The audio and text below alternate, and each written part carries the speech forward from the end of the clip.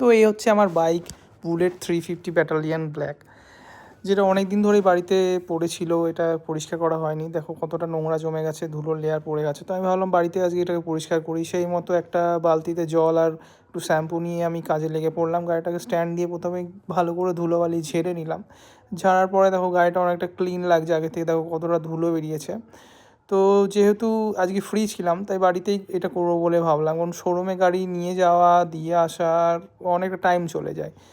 তো সেই টাইমটা বাঁচাতেই বাড়িতে করা। এটা প্রায় 10 থেকে 15 মিনিটের মধ্যেই হয়ে যায়, চাইলে তোমরাও করে নিতে পারো।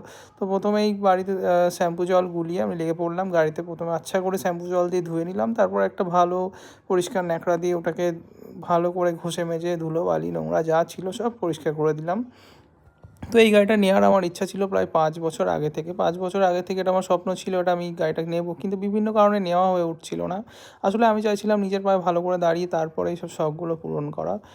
যেহেতু এটা একটা লাইবিলিটিস, তো প্রথমে আমি লাইবিলিটিসের দিকে যেতে চাইছিলাম না, আগে অ্যাসেটগুলো করে নিতে চাইছিলাম। তো প্রায় 5 বছর পর এই শখটা পূরণ হলো। এটা প্রায় 2 মাস আগে আমি গাড়িটা নিয়েছি কালী পুজোতে। আমার ঘষা মাজা রেডি, এবার ধোয়ার পালা। ধুলেই গাড়িটা একদম রেডি, ঝকঝকে চকচকে হয়ে যাবে।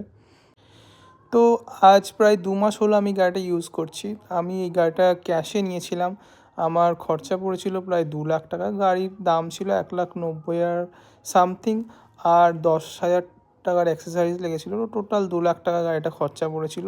এই গাড়িটা নেওয়ার শখ প্রত্যেকটা মধ্যবিত্ত ছেলেরই থাকে। তো তোমারও যদি এই গাড়িটা কেনার শখ থেকে থাকে তা তুমি কমেন্টে জানাও। আমি একদম নতুন ভিডিও করছি, আমার ভিডিও করার এক্সপিরিয়েন্স নেই, তাই যদি ভিডিওতে কোনো কিছু বলতে ভুল হয়ে থাকে একটু তোমরা সেটা কমেন্ট করে কারেক্ট করে দিও।